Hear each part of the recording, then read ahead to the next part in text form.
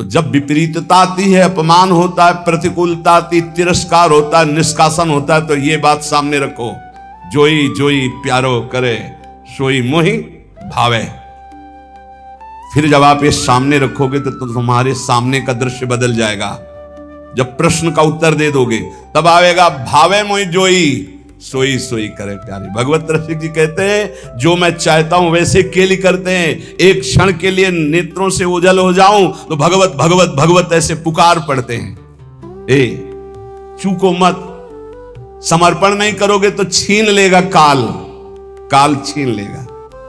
काल के अधीन है देह, ये प्राण काल के अधीन है, नष्ट हो जाएंगे। समर्पित कर दो, नष्ट होने वाली चीज तो अविनाशी मिल जाएगा। जन्म जन्मांतर से जिस महासुख के लिए भटक रहे हैं, कहीं समर्पण जाके लिखा पढ़ी नहीं करवानी है, बस आपको प्रश्न का उत्तर देना है।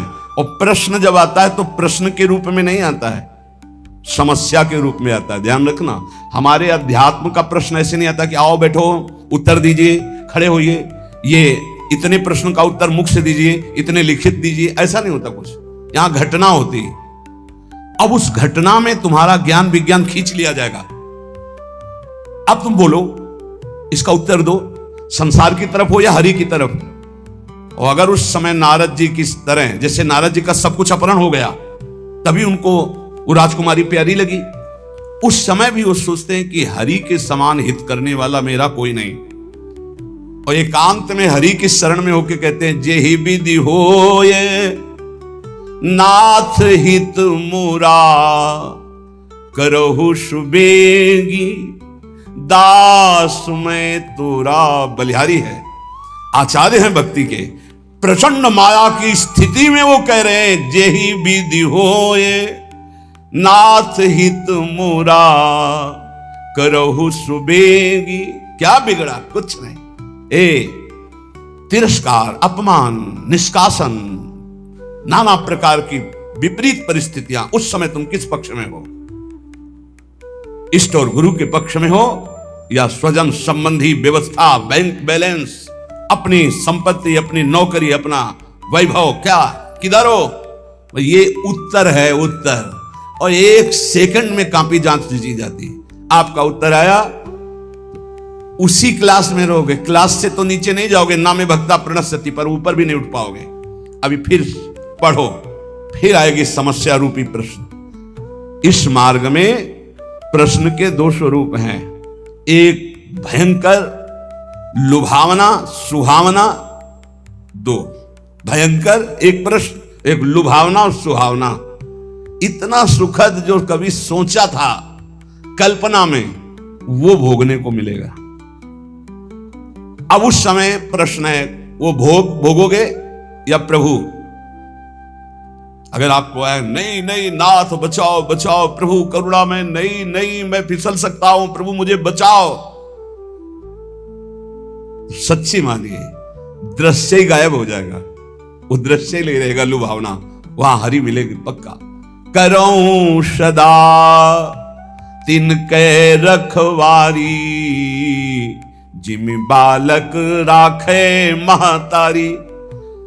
पर हमें लगता है एकांत समय है और भगवान की इच्छा से ही ये सब सुख सामग्री आई, भोगो भाई। सुख सामग्री स्वीकृति, भगवान की स्वीकृति नहीं की तो गए। लुभावना सुहावना प्रश्न और भयंकर प्रश्न, ये दो जीवन में आते हैं। हाथ जोड़कर प्रार्थना है, सौदा बहुत सस्ता है भगवत प्राप्ति का, बस तुमको केवल उत्तर देना है। और रोज ये पढ़ाई ही है, रोज पढ़ाई जा रही है। जो सत्संग है ना, सर्वसंगोपहो है इमाम, समस्त आसक्तियों का त्याग कराकर भगवत आसक्ति प्रदान करने के लिए। इसलिए बहुत ध्यान में रहो, तुम भगवत प्राप्ति के लिए कदम बढ़ा रहे हो, इसलिए सर्वस्व नाश हो जाए पर हम भगवत प्राप्ति नहीं छोड़ेंगे तो कुछ नाश ही नहीं हुआ।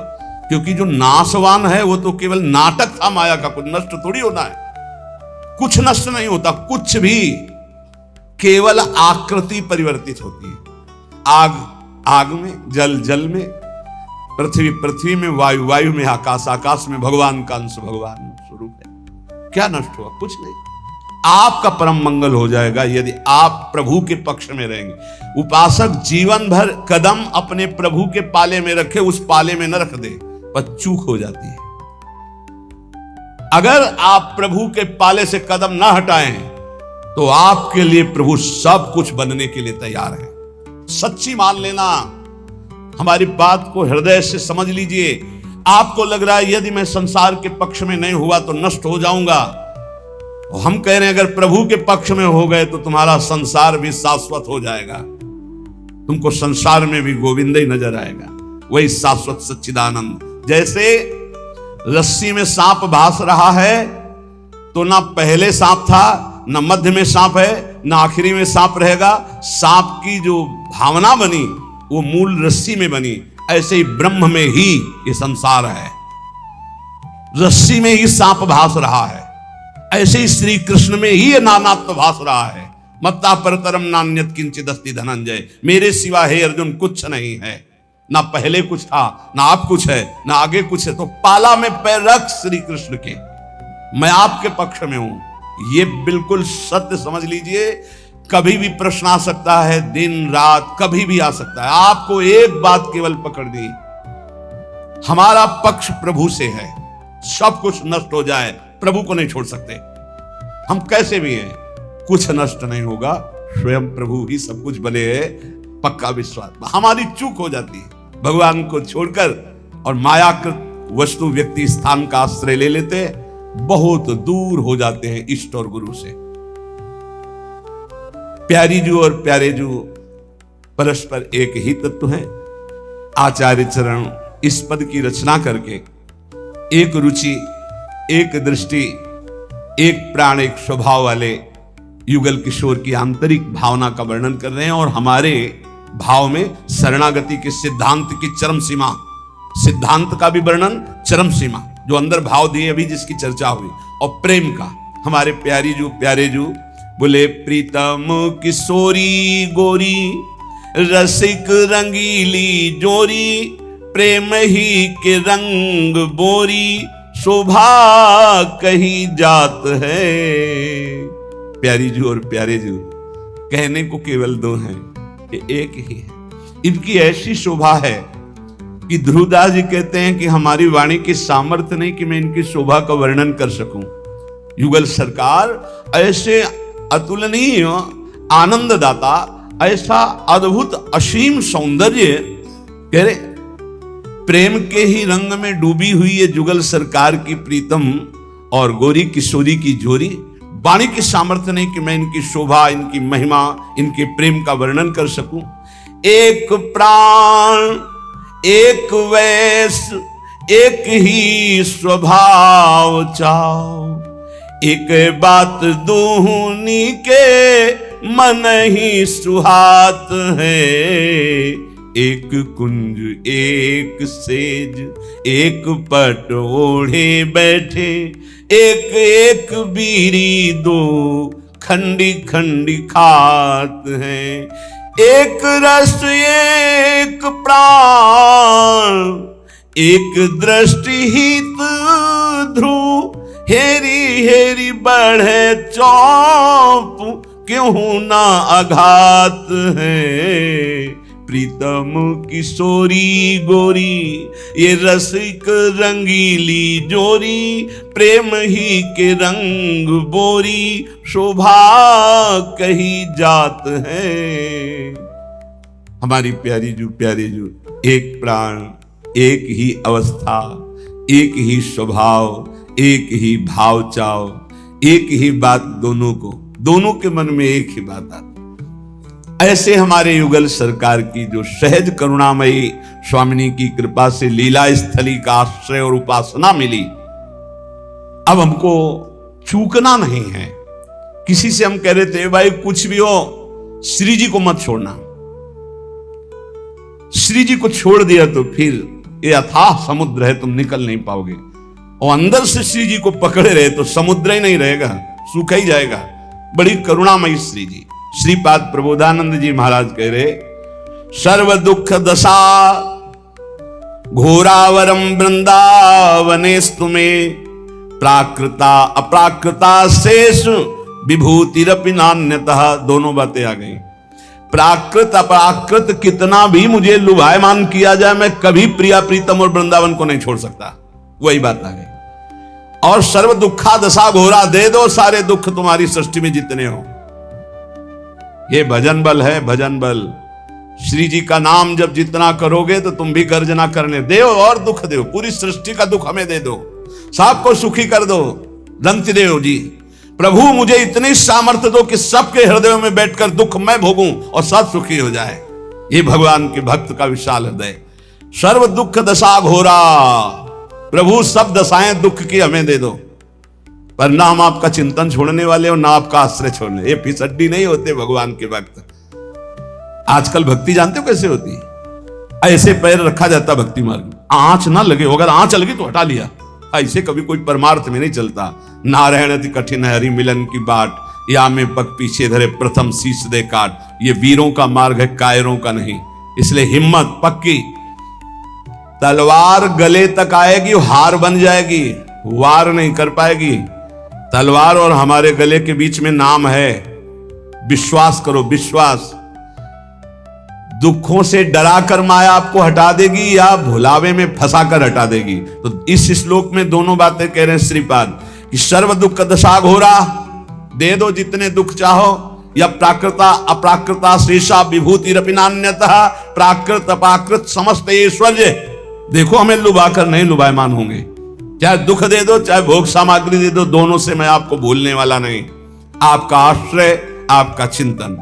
कुरुवत्यापि महारौद्रम उपद्रवम अनुक्षणम। ये देखो, ये पढ़ाई है, पढ़ लो, फेल नहीं होगे। प्रभु भेजो, ऐसे उपद्रवी को भेजो जो रुद्र रूप रख करके हमारा अपमान करे, हमारी पिटाई करे, हमें गाली दे। कुरुवत्यापि महारौद्र मुपद्रव अनुक्षणम। आप कहोगे काय को झगड़ा विपत्ति मोल ले रहे हो? नहीं नहीं, पढ़ाकू जो होता है वो चाहता है कि हमसे कोई प्रश्न करे और मैं उसका उत्तर दूं।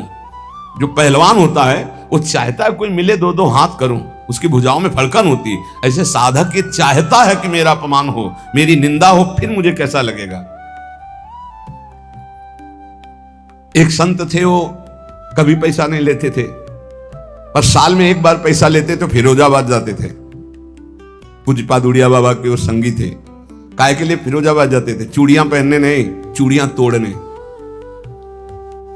चूड़ियों की दुकान लगी होती थी। इस एरिया में तो कोई उनको पीट नहीं सकता था क्योंकि पहचान वाले थे।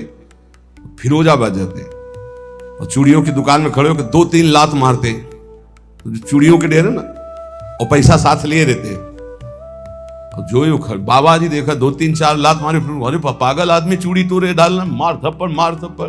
2-4 और दुकान वाले आते, पीटते, थोड़ी देर खड़े रहते, पीटने के बाद अब गाली देते, भगाते, दूर तक भाग के जाते, फिर पीटते। शाम अंदर पूछते कैसे, क्या हालचाल है? बोले ठीक है, कोई परेशानी नहीं। तो दुकान वाले के पास जाते, बोले भैया कितने की चूड़ी थी? बोले तुम तो पागल जैसे थे। बोले वो हमारा एक काम था, वो हो गया, आपने बढ़िया काम किया। कितनी चूड़ी थी? बड़ी नम्रता और सभ्यता से। महाराज गलती हो गई आपको। बोले नहीं नहीं, आप चूड़ी के पैसे और जो एकत्रित करके गए थे, तो अगर 100-500 की चूड़ी होंगी तो 10-5 हजार वहीं छोड़ के। बोले देखते रहते कि बाबा जी है क्या चीज। अपनी कसौटी के लिए स्वामी अनंग बोधाश्रम स्वामी जी बचपन से दिगंबर और गंगा का सेवन करने वाले, जहां भिक्षा होती वहां जाकर दंडता करते, और 2-4 जब चपाटे उनके लगते तो अंदर पूछते क्या हालचाल है। ठीक है, ये सौभाग्य से मिलता है अपमान निंदा। चाहिए आपको सौभाग्य? सौभाग्य से मिलता है अपमान निंदा तिरस्कार विपत्ति संकट। क्यों? इसी में भगवत प्राप्ति होती है, इसी में आपकी भूमिका बदलती है। लेकिन हम ये देखते हैं जब भूमिका बदलने का अवसर आता है वो नीचे धम्म से गिर जाता है। सालों से सेवाएं होती हैं, गुरु सेवा से की, संतों की सेवा, ये सेवा वो सेवा। अब आया नंबर उसका उत्थान के लिए, फौरन 0 नंबर में गिर गया जाके धम्म से। चल फिर पढ़ाई कर, फिर आना, प्रश्न होगा, फिर उत्तर आगे।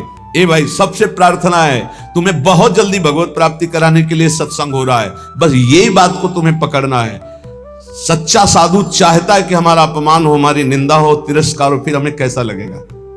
अगर बुरा लगता है तो हमारी साधना बहुत कमजोर है, अगर मुस्कुरा के निकल जाते तो बहुत अच्छा। कहने कुर्वत्यापि महारौद्रम उपद्रव मनुक्षणम, प्रति क्षण हमारे साथ उपद्रव हो, और कैसा महारौद्र रूप घोर, फिर भी भक्ति वृंदाटवी सत्वे तत्वे ख्याता सदास्तु में, मैं तत्व का चिंतन करते हुए कभी भी अपनी भक्ति को बाधित नहीं होने दूंगा। तत्व क्या? सर्वान वस्त्र तया निरिक्त, तुम ही तो पीटने आए हो प्यारे, पीट लो। तुम ही गाली देने आए तो बिका हुआ आपका हूं, दे दो ना गाली। तुम ही अपमान कर रहे हो तो आपका समर्पित तन मन प्राण है। उत्तर सही। तो आपका जो स्थिति है वो आगे वाले क्लास में पहुंच गई। यहां क्लास में नहीं जाना चाहते, यहां तो स्कूल से भागने के लिए हर समय पार्टी बस्ता लिए तैयार हैं। बस तुम कहो कि हम भागे माया में, सुख में जाएंगे हम।